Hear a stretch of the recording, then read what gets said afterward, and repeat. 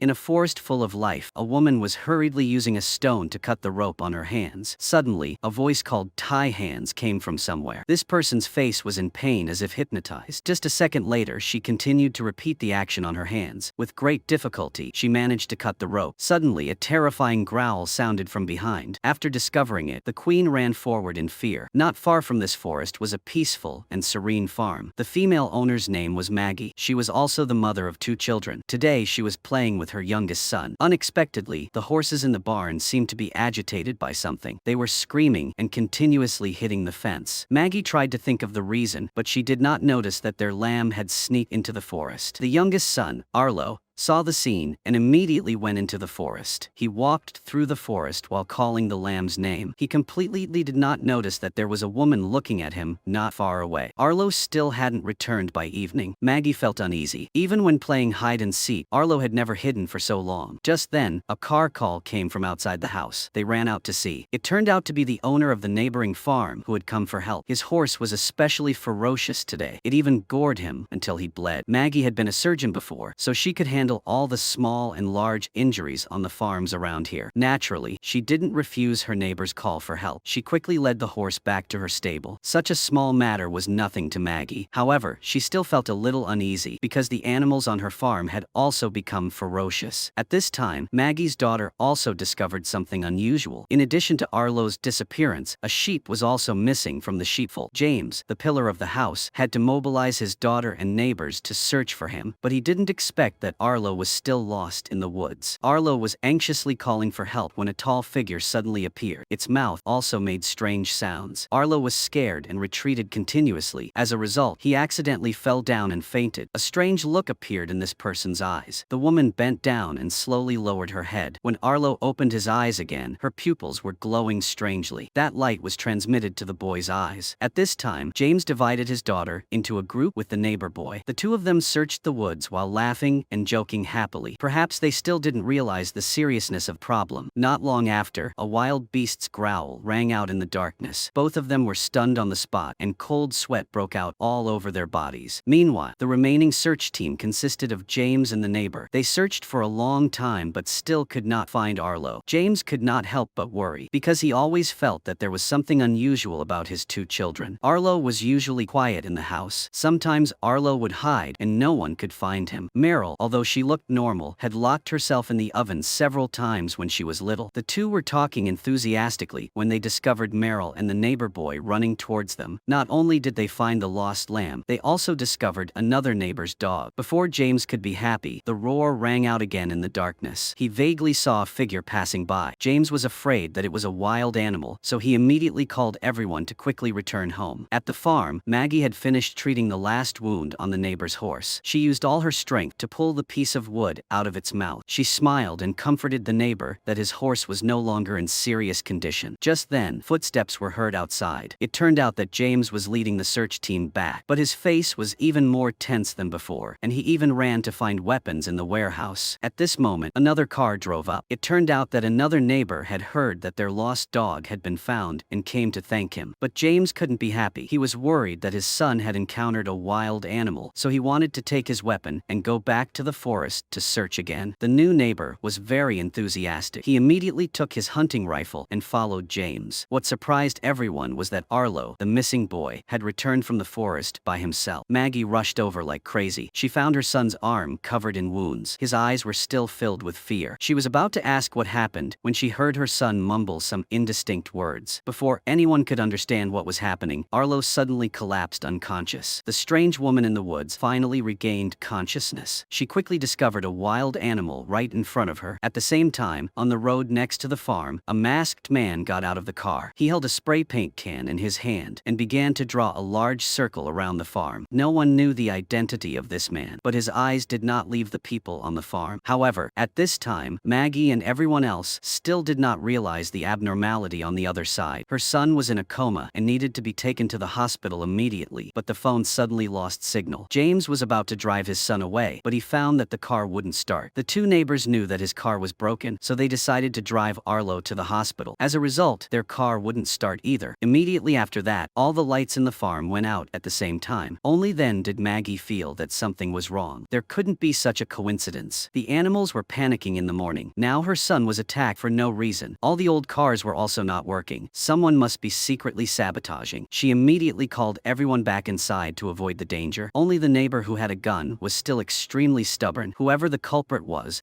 definitely hiding in the woods. He had to pull that person out. James couldn't convince him at all. James thought that they should still go to town to invite a doctor here. James and another neighbor quickly ran to the stables. Since the car didn't work, riding a horse was the only way. At this moment, Reuben saw a car with its lights on in the distance. James saw this and immediately wanted to go there to find someone to ask for help. The two quickly ran to the edge of the farm and found a masked man raising his hand to signal them not to go any further. He then took out a whiteboard with the words, "Do not go beyond the restricted area." James was so angry that he wanted to swear. His son was seriously ill, and this was not the time to play childish games. Unexpectedly, the masked man immediately pulled out a gun. Seeing that James did not dare to go any further, he showed another board indicating that the entire farm was surrounded by a green ring. Everyone had to stay inside and not go outside. James still wanted to scold a few more sentences, but he was scared back by a gunshot. At that moment, the neighbor wearing a hat immediately rushed over. Behind him was a fierce black dog chasing him. As soon as he crossed the fence, he was knocked down to the ground by the black dog. Donald tried to defend himself and kicked the dog hard, sending it flying out of the blue circle. The result was that its body immediately turned into a statue of flesh and blood. Everyone was stunned, speechless. Could it be that the masked man's warning was not a threat? James had countless questions in his heart. He only saw the other man pull out another sign saying not to trust anyone. Then he got in the car and left as if he had never appeared. The three men stood there speechless. Before they could think about how the green circle could attack, where did the black dog come from? Donald still hadn't calmed down. He recounted that when he went into the forest to find the culprit who attacked Arlo, it was pitch black everywhere. He walked for a long time, but still didn't see a single person. He accidentally tripped over something. Then he raised his head and was horrified to realize that it was the woman's miserable body. He was about to leave when he discovered a large black dog standing right next to the shotgun. Only then did Donald realize that it was the dog that had bitten the other man to death. He immediately moved very carefully, increased the distance, then turned around and ran at full speed. It took him a long time to escape the forest. James was still wondering why there was no black dog near the farm when Donald's wife appeared. She was carrying an oil lamp and slowly walked over. It turned out that she was really not used to spending the night outside, so she intended to walk back to her farm. The others worriedly reminded her to absolutely not cross the blue line. The woman did not know the danger inside, so she insisted on returning home now. Donald tried to pull his wife back, but his arm accidentally crossed the blue line. His hand immediately melted at a speed visible to the naked eye. His wife's situation was even more tragic. As her flesh and blood contracted violently, her abdominal bones pierced straight out of her body. In just a few breaths, she was like a statue right on the spot. The three men who witnessed the scene were so scared that they collapsed on the ground. They could not say a word. Meanwhile, inside the house, Maggie still did not know that danger had come. On the contrary, Maggie was secretly happy that Arlo had finally woken up from his coma. After Arlo was examined, there were no serious problems. His voice and pronunciation were still completely normal. However, Maggie was still worried about one thing. After letting the others leave, she asked her son who had injured him like that. The boy had just said he couldn't remember clearly when his eyes suddenly became blank and his voice became low as he said, "We have to leave here." Maggie was about to comfort Arlo when he suddenly went crazy and wanted to rush out. Maggie quickly hugged Arlo tightly. It was clear that there was still something wrong with the boy. After Arlo's emotions stabilized, Maggie bandaged the wound on his hand. But Arlo seemed to have turned into a different person. He even threatened his mother to let him leave. Maggie firmly stood in front of the door. After a while, Arlo returned to his usual docile state. Arlo kept repeating that it wasn't him. Maggie said it was okay, but his back was already soaked in cold sweat. Could it be that Arlo had been possessed by an evil spirit in that forest? Maggie tried to lighten the mood with Arlo's favorite song, but he took out a few glass marbles from a bottle and put them all under an overturned teacup. Maggie didn't understand the meaning of that action at the time, but she felt something was very strange. As she got closer, she heard her son whisper that a voice in his head told him that they were trapped here. They must hide, because that thing was coming. It would kill everything in sight. After the events of last night, Maggie strongly believed the masked man's two warnings: don't cross the blue line and don't trust anyone. Now there were two neighboring families still trapped on the farm. They had to think of a way way out of this deadlock quickly, otherwise they would starve to death here sooner or later. James decided to go around to check. First, to determine the actual scope of the blue circle, and second, to go to Cameron's neighbor's house to see the situation. Since they didn't show up at all last night, it was very likely that something had happened to them. After hearing the story, the honest and simple neighbor Reuben immediately offered to go with James. If James was in danger, there would be someone to help. They soon reached the green border of the forest. An animal had been turned into a mummy because it crossed the green border. Reuben said that if it weren't for the masked men warning them, most of them would have died. At this time, the two of them saw a large flock of crows circling in the sky. That was the direction of the Cameron farm. A bad feeling rose in their hearts at the same time, so they both hurriedly rode their horses and galloped over. When they arrived, James called out loudly outside the door a few times, but no one answered, so the two of them split up to search. James walked towards the main house. James had just turned a corner when he saw a bloody corpse lying there. Beside it was a gas mask. Suddenly, behind him, a loud crow cawed. James turned around and saw another corpse being torn apart by a flock of crows. James immediately shouted at crows to chase them away, but his heart felt cold. It was unlikely that the Cameron family would survive. James picked up the rifle on the ground and decided to go inside the house to find more clues. As soon as he stepped through the door, he saw another corpse. At this moment, James was completely desperate. His only goal was to find useful information. Suddenly, there was a noise in the basement. James immediately tensed up. He quietly approached to investigate, but a large hand suddenly reached out and pulled him down into the basement in a flash. At this time, Reuben was searching around the stables when he suddenly heard the whimpering of a puppy. He looked in the direction of the sound and saw 3 dogs sitting in front of the barn door. Reuben chased them away and then curiously opened the barn door. As soon as he stepped inside, the barn door suddenly slammed shut. He stood there, stunned. In front of him was a giant, colorful tree growing. On the farm, Maggie was completely unaware that her neighbor's husband was in danger. She ran to the blue border and called Donald. When Donald returned, she saw him still sitting next to his wife's body. Maggie was a doctor by profession, so treating external wounds was very simple. Even though Donald hadn't slept all night, he couldn't sleep no matter what he did when he thought about his wife's tragic death. While talking, Donald recounted what he had encountered in the woods last night. The details of the strange woman immediately alerted Maggie. She had not forgotten the wounds on her son's arm. The perpetrator had not been found. Not long after, Maggie arrived at the exact spot where Donald had discovered the body. She carefully approached and discovered that the victim's hand also had ligature marks. What shocked Maggie even more was that the victim was Cameron's wife, the neighbor on the farm next door. Maggie had more doubts. What had this family gone through after all? Maggie picked up the shotgun that Donald had dropped. She left the scene pensively. Meanwhile, after Meryl woke up, she immediately ran to visit her brother. She had heard from her mother about her brother's unusual behavior. The neighbor was Nicholas, who had a simple personality like his father, so Arlo asked if there was another person in his head. Arlo immediately replied that he accepted it, and once again, Arlo emphasized that something was about to come to the farm and kill everyone. Meryl couldn't accept those strange words. She was trying to comfort her brother when she accidentally spilled a cup of water, causing the paint on the paper to spill. This made Arlo's eyes light up. He finally thought of a way to break the siege. Then, Arlo grabbed a glass jar and prepared to leave the house. Meryl was worried that her brother would be in danger, so she immediately took Nicholas with her. At the farm, Meryl's grandmother and Nicholas's mother remained. The two of them walked towards the corpse outside the blue border. It was not right to leave such a horrifying scene outside. They found a piece of cloth to cover it. However, they had just sat down when a car suddenly drove up. A man in a military uniform got out. 2 women were overjoyed. But when they saw that the man was about to cross the blue line, they immediately shouted to stop him. However, the man did not seem to hear and continued to cross the boundary. It turned out that he already knew the strange thing about this blue line. It was okay to enter, but absolutely not to leave. The 2 women were even more surprised. Who was this man? At this time, Arlo, Meryl, and Nicholas had already gone deep into the forest. Meryl saw a dagger in Nicholas's pocket. He explained that it was for self-defense. He was about to say something more when he discovered that Arlo had already gone far away. The 2 quickly chased after him. Then they were extremely surprised. Right ahead was a large pit that had been burned. Inside were the corpses of wild animals. Arlo lowered his voice and said that this was where he fell. Then he hugged the glass bottle and walked to the middle of the pit where the concave rock surface still had colorful liquid. Arlo carefully poured the liquid into a glass bottle. He explained to everyone that this was a special solution. It was this substance that killed all the wild animals around. Meryl did not understand and asked why he collected this substance. Arlo said that they had to drink it. Drinking just enough would not kill. On the contrary, it could protect the drinker to safely cross the blue line. Nicholas thought it was worth the risk. After all, if they stayed in this circle forever, they would die sooner or later. Arlo nodded and prepared to bring this liquid back to the farm to share with everyone. But Meryl still felt uneasy, so she asked if the creature inside Arlo's body was really from another planet. After receiving a definite answer, she asked the biggest question: is this blue circle to imprison him? Arlo nodded and said that the other thing was the one who came to kill him, because the creature in his head was on a top-secret mission. Just then, a car roared in the distance. The group ran to see and found that it was the masked man, the one who had warned them not to cross the blue circle. Seeing the glass bottle containing the colored liquid, he quickly wrote the words, "Throw the bottle over here." But everyone did not agree. The masked man saw this and immediately crossed the blue line to snatch it back. Nicholas counterattacked and pulled out a knife. As a result, both of them fell to the ground. The glass bottle shattered and the ground was covered in liquid. The masked man was also stabbed. Everyone pulled him out and removed his mask. Completely normal face was revealed. Arlo suddenly stepped forward and said, "I've seen you before." The black man recognized Arlo as an alien messenger, so he quickly explained that he had no ill intentions. At the same time, the soldier finally revealed his true purpose. He was looking for an injured woman who was behaving abnormally. Maggie had just returned when she heard the conversation, so she immediately became alert because the person he was looking for was Carmen's dead wife. Maggie pretended not to know anything and asked her what crime she had committed. The man replied that she was parasitized by some kind of creature. Maggie wanted to get more information, so she had to admit that the person had died in the forest. But the soldier showed no expression and only asked Maggie who she had been in contact with before she died. The old woman accidentally said that Arlo looked very strange when he came out of the woods last night. The man immediately cheered up. He said that he wanted to see the boy right away. Maggie tried to contain her anger and took the initiative to offer to lead the way. The two of them, one in charge and one behind, walked to the stables. On the way, Maggie pretended to casually ask about the man's identity. He said that he was part of a special forces unit. The members of the unit were dispatched from all over the country and were in charge of special missions. Maggie nodded and then asked what the blue ring was. He revealed some insider secrets. The blue border was created from extremely strong oscillating particles. When living creatures approached, resonance would occur, causing the phenomenon of flesh and bones disintegrating. At the same time, these particles also had strong magnetic fields that interfered with the signal to the power source. Maggie nodded. Her heart gradually became clear. Finally, she decided to turn her cards face up. Maggie had seen Cameron's wife's body, so she knew that before she died, she had suffered torture that was beyond human control, and the belt around the man's waist matched the strangulation marks on the victim's wrist. Maggie was certain that if Arlo fell into this man's hands, it would not end well. Maggie couldn't wait any longer, so she had to take action first. She punched the man until he passed out. Maggie immediately called Ruben's wife for help. Together, they tied him tightly to a pillar. When the man woke up from his coma, he immediately begged Maggie to bring Arlo to him. Otherwise, everyone would die here. Maggie was so angry that she almost punched him again. But thinking about how long it had been since she had seen her son, she decided to go find him first. Unexpectedly, not long after she left, the man began to seduce Ruben's wife. Fortunately, not long after, the old woman went upstairs in time. Hearing that the children had all gone into the forest, Valeria also wanted to go in to see how her son was doing. So Valeria asked Ellen to stay in the man's room. Valeria hurriedly ran downstairs. At this time, he noticed that the old woman's fingers were shaking non-stop, so he guessed that she had a disease that often came with high compassion. So he immediately pretended to be in pain and complained that the blood on his face made him unable to open his eyes. Seeing that he was too dazzled to move, the old woman decided to help him clean up the blood. But the moment the two of them got close to each other, he suddenly opened his mouth wide. In his eyes, colored lights began to move strangely. The next moment, the trembling symptoms on the old woman's body suddenly disappeared strangely. The man seemed to have just woken up from a dream. He kept asking himself where this was. Ellen, on the other hand, seemed to have completely transformed into a different person. Without saying a word, she immediately pulled out her gun and shot him dead on the spot. Then she even staged the scene as if he was trying to escape and was killed. To increase the credibility, she even deliberately hit her forehead against a hard object to create a wound, making everyone believe that she had fought back fiercely. At the same time, James, who was locked in the basement, gradually regained consciousness from his unconsciousness. In front of him, a masked man was approaching him. The corners of the man's mouth kept twitching, as if he had just gone through a fierce battle. He had to struggle to get out a question. "Did you come to help me or to complete a mission?" At this moment, around Ruben's barn, there were sparkling lights that seemed to have a captivating attraction to his mind. He couldn't help but move closer. He was about to reach out to touch it when a small spider fell from the sky. But as soon as the spider touched the back of his hand, an invisible invisible force pulled it towards the tree. Reuben was horrified to realize that the tree was a scythe of death disguised under a flashy appearance. He instinctively wanted to retreat from the barn, but he found that the door was blocked by colorful branches. Reuben could only slowly retreat to the edge of the barn, hoping for his teammates to rescue him. But Reuben didn't know that James was also in a nightmare. When James didn't understand what was happening, this man screamed and wanted to kill him. James could only keep explaining that his child was sick and he only came here to seek help. However, the curly-haired man seemed to be paranoid. No matter what James said, he could deduce something suspicious. It was not until James mentioned the masked man and the strange force surrounding the farm that the curly-haired man gradually let down his guard and believed that James was not here to harm him. The two men began to chat and exchange information. It turned out that the strange phenomena happening at the farm were all related to this curly-haired man. He used to be just a waiter in the town bar. Recently, he met a man named McNabb. Whenever McNabb got drunk, he would say that there were countless aliens hiding among humanity. He also said that they had set invisible death traps to destroy humans. When the customers in the bar suspected him, McNabb rolled up his sleeves to reveal the crisscrossing wounds as living proof. The curly-haired man's curiosity was aroused. He took the opportunity to take McNabb home and asked more secrets about aliens. McNabb seemed to be very willing to answer and said that the death trap was powered by a colorful tree. He was fascinated by that strange story, so he often came to McNabb to drink and chat. Gradually, he understood more about aliens. It turned out that they did not come to Earth by spaceship but hid in large and small meteorites. They did not have a specific shape but only lived as parasites in human bodies and controlled their behavior. Every time a good alien set foot on Earth, a bad one would definitely come to hunt that person down. He wondered why McNabb knew so much. McNabb was about to answer when suddenly a pickup truck rushed in. A tall and strong man got out of the car. This person was none other than the strange officer who had come to Maggie's farm. It turned out that he and the other man both had special identities. They belonged to a joint task force that specialized in handling special events in the country. The two discovered that this guy was very interested in aliens, so they decided to recruit him into the organization. From there, they gradually revealed a lot of top-secret information. Recently, they were chasing a policewoman who was parasitized by an alien demon. This mission seemed simple, but in reality, it was extremely difficult because that creature could easily transfer from one body to another. Even if the host was killed, it would still escape into a new body. The reason McNabb knows so much is because many years ago, his daughter was possessed by an alien, until one day a death trap appeared in McNabb's house. An evil species parasitized the medical staff and under the pretext of treatment, gave McNabb's daughter a colorful liquid. Then this person forced her to take her away. McNabb realized something was wrong, so he quickly chased after her. But his arm was corroded by the death trap. If he hadn't reacted quickly when time stopped, he would probably be just a white skeleton now. A few days later, the death trap disappeared by itself, and McNabb's daughter's body was discovered not far away. The alien in her body had been removed somehow. After many years of diligent investigation, McNabb finally found a policewoman who was parasitized by that species. He hoped to find more aliens through her. After finishing the story, McNabb gave Jack a bottle of colorful liquid, the only thing that can help people escape the death trap. The next day, everyone set up an ambush in the forest. They found the policewoman again. They saw her release a black dog and go to the Cameron farm. Seeing the homeowner as if she had lost her soul, McNabb confirmed that she had been parasitized by the good species. The purpose of the policewoman's trip was to assassinate her own kind. McNabb and his teammates immediately prepared for action. 3 masked men rushed straight into the small house. As for Jack, who had no real combat experience, he was assigned to do odd jobs outside. McNabb told Jack to build a temporary water tank on the lawn. They might need it. Although Jack was panicking, he still did it. He quickly took the water storage device and ran to the water pipe. He had just turned on the tap when he heard gunshots coming from inside the house. The policewoman had shot the farm owner dead and then entered the back shed, where she poured a whole bottle of milky liquid onto the ground. At this moment, McNabb had just pulled Mrs. Cameron out of the house when he saw a colorful tree growing up from the ground. McNabb knew that the death trap was about to be activated. He no longer paid attention to Cameron, who was trying to escape, and immediately got in the car and left the scene alone. At this moment, Jack just wanted to die. Jack intended to call McNabb to remind McNabb not to abandon him, but unexpectedly, the communication network was suddenly cut off. Immediately after that, the policewoman, who was possessed by an alien, appeared. It turned out that her body had been shot, so she was in dire need of a new body to parasitize. Unfortunately, Jack became an unwilling replacement. After successfully changing hosts, the policewoman's true consciousness immediately regained consciousness. She saw that Jack was now possessed by the alien and was about to attack her when she immediately shot him and self-defense. But the guy didn't feel any pain. He still swung the wooden stick down. Jack wasn't doing much better. The wound in his lung made him bleed non-stop. At this moment, McNabb's teammates rushed out of the wooden house. Seeing Jack's miserable condition, they immediately went to help. In a hurry, this person took off his mask. As a result, this person was immediately hit. The alien in Jack's body quickly parasitized the other man's body. While the other was still recovering, Jack tried to drag his body to hide in the basement. James was now enlightened. He finally understood the cause of the strange chain of events in the past few days that had caused many deaths. Jack was extremely regretful that he could not stop the policewoman from activating the death trap. In addition, his wound was getting worse. In desperation, Jack opened fire to end this suffering. Not long after, James escaped from the basement. James heard a cry for help from the warehouse, so he rushed to open the door. But James found that the door was blocked by tree branches. James took an axe and smashed the wooden wall of the warehouse. James finally saved Reuben, who was trapped inside. The two immediately returned to the farm. On the way, they unexpectedly met Arlo and McNabb, who were injured. At home, Maggie was bandaging her injured mother-in-law. Maggie did not know that she was controlled by an alien. The wound on her forehead was just a disguise after killing the previous man. Ellen was about to transfer the alien in her body to a new host when Valeria hurriedly returned and interrupted. It turned out that James and everyone had returned. This trip was indeed a great success. Both groups gained valuable information. Nicholas says he found some colorful liquid, but unfortunately, McNabb broke it when he attacked his father. Reuben knows that this is the substance that can help people escape the death trap, so he thinks that even if it was broken, there might still be some left. He immediately asks his son to take him there. On the other side, Maggie is trying her best to cure McNabb. James learns that Arlo is currently possessed by a good alien and is being hunted by his bad counterpart. The urgent thing now is for James to find the new body that the alien assassin has parasitized. James and Donald go to the second floor of the stables, where they find the body of McNabb's teammate. They confirm that the alien had left the body and moved to another person. Elsewhere, Reuben's family went to the area where McNabb had appeared before. There was indeed some colorful liquid left in the broken glass bottle. He recalled the brilliant tree and his eyes began to lose control. When he regained consciousness, a wild wolf had appeared in front of them. Reuben backed away and told his son to shoot. But Nicholas was so panicked that his hands were shaking that he could only watch the wolf lick up the remaining liquid. Then it passed through the protective line without any harm. Reuben regretted that they had just missed their only chance to escape the death trap. Nicholas felt guilty, so he lowered his head. He accidentally received a notebook. It turned out to be McNabb's research notes on aliens over the years. At this time, Maggie had finished bandaging the opponent's wound. Maggie was also curious to know what the alien in Arlo's body wanted to do. Arlo told Maggie that the alien in his body was a pioneer species that came to Earth to find a machine. Arlo was the key to activating it. With that machine, they could awaken other aliens who were sleeping in human bodies. Hearing this, McNabb suddenly jumped out of bed. He knew very well how many aliens had come to Earth over the years. If the pioneer species fell into the hands of bad aliens, humanity would surely perish. At this moment, James ran over and tried to advise McNabb not to act rashly, but he understood very well how dangerous aliens were. Except for Arlo, any of them could have been invaded. McNabb had to take Arlo away immediately. Suddenly, Donald rushed into the room. James quickly rushed to knock McNabb down. With no weapons in hand, he had to run away. Maggie was worried about Donald's injuries. Luckily, he had put on a bulletproof vest. James immediately told his wife and son to hide in a safe room because his mother had been possessed by the evil and was now missing. James and Donald were forced to split up to search. On the way, they met Reuben's family, who had just returned. When they learned of the dire situation, they immediately joined the search team. At this time, Maggie was so worried that she suggested that creature enter her body, but Arlo firmly refused and said that she could still protect herself. If the creature left him, no one would be able to protect anyone else. At this time, Nicola entered the room with an important discovery from the notebook. Meanwhile, Valeria and Reuben were searching downstairs. When they passed by the garage, they heard a noise inside. Reuben quietly walked in with a gun. He told his wife to wait outside for a signal. He searched everywhere, but found nothing unusual. On the contrary, a shadow appeared behind Valeria, chasing her. At this moment, James was also extremely nervous. He not only had to find his mother, but also had to be on guard against McNabb, who could appear at any time. Suddenly, a sound came from the wooden cabinet. James slowly approached. When James opened the cabinet door, a black shadow immediately rushed out. It turned out to be Donald's pet dog. Not far away, Donald finally made a new discovery. Donald met Ellen in the sheep pen. However, her demeanor was very calm. She said that it was true that she had been possessed by an alien, but now it seemed that the creature had left her body. Everyone present looked at each other. If the old woman was right, the alien killer could be any of them. James immediately immediately ordered that from now on, no one was allowed to act alone and absolutely not go near Arlo's room. This suggestion sounded silly, but it was also the only way to stop the alien killer from taking action. At that moment, Nicholas walked in with a notebook in his hand. He had found a way to separate the alien from the human body. That was to pour water into it. That was why before McNabb dealt with the alien, he carefully instructed Jack to put a tank of clean water next to it. It seemed that the final curtain was gradually being revealed. From here, there was no longer any trust between them. Arlo was locked in the room alone. The rest of them divided into pairs to watch each other. James lit a big fire on the lawn. It was Monday, the busiest time for deliveries and deliveries. He hoped that someone would see the fire and call the police. Reuben thought that this was stupid. If no one came, they would just wait to die. He decided to act. Donald was suspicious and followed Reuben with a gun. Donald found Reuben pouring gasoline into a barrel in the garage. Donald immediately raised his gun to warn him. At this point, any action would arouse suspicion. However, Reuben did not care about the threat. The two of them walked through the forest and finally arrived at Cameron's farm. It turned out that Reuben intended to burn the colorful tree because it was the source of the death trap's power. This time, Donald did not stop him, but just watched as Reuben threw the fire starter. The barn filled with gasoline immediately burst into flames. Both of them dodged to the side. They no longer had any doubts in their hearts, because if it was an alien, it definitely wouldn't want to destroy its trap. Meanwhile, Merrill was in the same group as Nicholas. The two of them didn't go anywhere, but stood guard in the hallway in front of Arlo's room. The notebook had detailed descriptions of the alien's occupation process. It required two people to make mouth-to-mouth contact and a strong enough suction to convert. The atmosphere between the two gradually became ambiguous. Merrill kept asking if this was strong enough. Nicholas couldn't stand that kind of challenge. The two of them immediately used practical actions to prove that they weren't possessed by aliens. After that, Merrill was embarrassed and made an excuse to go into her brother's room. Merrill saw Arlo drawing something on the floor, but Arlo didn't know what he was drawing. He just felt that it was related to alien machinery. She just picked it up and looked at it and felt that it looked like a map. After careful comparison, Merrill finally discovered that the starting point was the farm where they were staying. The end point was where the alien machine was located. Valeria was now grouped with Ellen. Because Ellen had been possessed by an alien before, she became a special target for surveillance. Valeria kept analyzing Ellen's words, but she didn't find anything unusual. Valeria deliberately left a dagger in front of Ellen to test, but this time, it was also useless. Ellen calmly returned the dagger. Valeria felt that there needed to be another way to determine who the enemy was. She thought that the person who had been alone the longest last night was the most suspicious. Then Valeria came to the horrifying conclusion that the one possessed by the alien might be herself. She ran straight to find her son and said that she had found the evil alien. Valeria found the dagger and sedatives in Ellen's room. This must be to capture Arlo alive. Nicholas was surprised and said, "Could it be that Ellen is the murderer?" Valeria quickly shook her head and leaned closer to her son. Nicola quickly regained consciousness, but a second later, he pushed his mother out of the blue line. Valeria was thrown out and instantly turned into ashes. Reuben and Donald finally waited for the barn to burn down, but the tree was still standing. Only the surface was slightly burned. Suddenly, McNabb appeared from behind and said that this tree could not be destroyed, but they could still use it for something. Then he took out a bottle of colorful liquid. It was the one he had given Jack before. Now it was time to take effect. Following McNabb's instructions, Reuben drank the potion and put on his gloves and approached the colorful tree. Although he was immune to the deadly power of the death trap, the heat left on the branches still hurt him. He trembled and placed the branch into the prepared glass jar. Immediately after, the branch melted into a colorful liquid. This amount of medicine was enough for everyone to escape from the blue boundary area. When the group was on their way back, Arlo suddenly proposed a plan to deal with the alien. That was to lock him in a closed space and limit his ability to lure the enemy out. At this moment, Nicholas's panicked voice called Merrill downstairs from outside the window. Because she was not alert, she rushed to him. Nicholas said that his mother was that malignant creature. Fortunately, he reacted quickly, so he escaped. After saying that, Nicholas begged Merrill to comfort him. Merrill was a kind person, so she couldn't bear to refuse. But as soon as she bent down, he suddenly opened his mouth. The alien came out and entered Merrill's body. While Nicholas was still bewildered, Merrill picked up a nearby rock and hit him hard on the head, causing him to faint on the spot. Arlo saw everything from the window. Arlo immediately ran to tell his parents that his sister had been possessed by an alien. When Merrill entered Arlo's room, she saw from afar that he had been taken away by his grandmother. Merrill was about to chase after him when she was stopped by Maggie with a gun in her hand. Maggie asked the alien in her daughter's body to stop, but the creature didn't listen so easily. It immediately threatened Merrill's life, causing Maggie to soften. Maggie helplessly put down the gun. Merrill smiled contemptuously. She had just turned around to leave when Reuben in a mask suddenly rushed out from the corner of the wall. It turned out that the two had planned it all along. The concession just now was just to trick the alien into letting it off guard. Although they were in pain, they had no other choice. Meryl struggled frantically and accidentally tore off James's mask. But he didn't have time to care about that. Both hands held Meryl tightly underwater until she could no longer resist. She fell into a near-death coma. Maggie quickly pulled Meryl out of the bathtub. The alien in Meryl's body had been expelled. Now Meryl's life or death depended on fate. Maggie cried while giving Meryl first aid. When she saw Meryl's pupils gradually disintegrating, Maggie cried out in pain. Maggie couldn't accept losing her daughter like that, so Maggie continued to give artificial respiration again to save her daughter. During the last chest compression, Meryl suddenly spat out a mouthful of water and miraculously revived. After experiencing this life and death moment, the two hugged each other emotionally. Elsewhere, Ruben and the two people who accompanied him finally returned to the farm. Just then, they met Nicola, who was waking up. Apart from remembering that his mother had left the house, he could not remember anything else. At this time, Ellen called everyone back and recounted the whole situation. McNabb reassured them that whether Maggie succeeded or not, at least they now had a chance to leave this place. When everyone left the stable, Nicholas accidentally saw his mother's body. His legs were weak and he almost fell. At the same time, Arlo seemed to sense something, so he quietly left the scene. Maggie and Meryl were about to share their joy with James when they suddenly discovered that his body was shaking violently. The alien had entered James and was trying to take control. James struggled to use his last bit of reason to shout for the two to run away. When he walked out of the room, he was completely controlled by the alien. James followed the trail to the garage. Ruben had been ambushing for a long time. Suddenly, Ruben rushed out from behind, but Ruben was no match for James. At that moment, a gunshot rang out. Maggie was blocking the door with a gun, but James was not afraid at all. When he heard Arlo's voice, James immediately turned around and left. Maggie fired several shots, but the creature believed that she would not dare to kill her husband's body. Maggie cursed under her breath and ordered her daughter to get the sedative. At this time, James had gone to the second floor and met Arlo. The two aliens finally met. Arlo deliberately said provocative words to attract James's attention. Meanwhile, Maggie quietly crawled up the stairs and secretly injected a sedative into James. She intended to take this opportunity to get everyone out of the blue line, but Arlo said no. Arlo asked Maggie if she remembered the teacup and the yellow bee. Maggie immediately understood. Maggie waited downstairs until James came down. Then she pulled out a knife and stabbed him, but he didn't feel any pain. Then he rushed at her. Maggie tried to push James into the freezer. Ruben heard the noise, so he rushed over and blocked the freezer door with a heavy sack. Meryl burst into tears because she knew that her father would suffocate in there sooner or later. Maggie was in no less pain, but she understood that this was the best choice. If they didn't do it, more people would die. Meanwhile, McNabb had divided the dye into portions. He took a sip first and successfully crossed the blue line. The trap from the god that had haunted everyone was finally broken. Ruben and the others followed suit. In the end, only Ellen remained because someone still needed to take care of the animals on the farm. They planned to go to the fire station first to treat their injuries. Just then, a strange couple appeared in front of them. Everyone was immediately alert, drew their guns, and got out of the car. But when the two introduced themselves, McNabb breathed a sigh of relief. It turned out that they were also members of the anti-alien organization. Normally, they only communicated online. The woman said she had an important item to give to the group. Just as she was about to open her backpack, a car came at a terrifying speed and crashed into the two, knocking them off their feet. A masked man stepped out, followed by a woman. She immediately reminded everyone to look inside the backpack. The man said that the two people who were stabbed to death were actually possessed by aliens. Now all you guys need to do is follow me. Maggie and the rest were completely stunned, not knowing who to believe. That's all for the Teacup series. Thank you for watching, goodbye, and see you in the next videos.